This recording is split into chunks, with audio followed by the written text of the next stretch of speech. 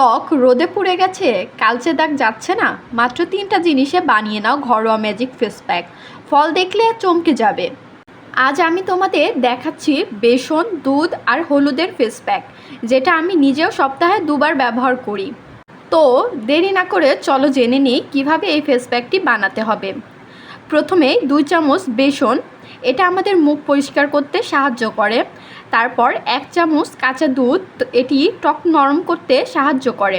তারপর 1 চিমটে হলুদ, যা ব্যাকটেরিয়া দূর করে। সব একসাথে ভালো করে মিশিয়ে পেস্ট তৈরি করো। এরপর মুখ ভালো করে ধুয়ে শুকনো করে নাও। এই ফেস প্যাকটি পুরো মুখে লাগাও এবং 15 মিনিট রেখে দাও। তারপরে পানি দিয়ে ধুয়ে ফেলো।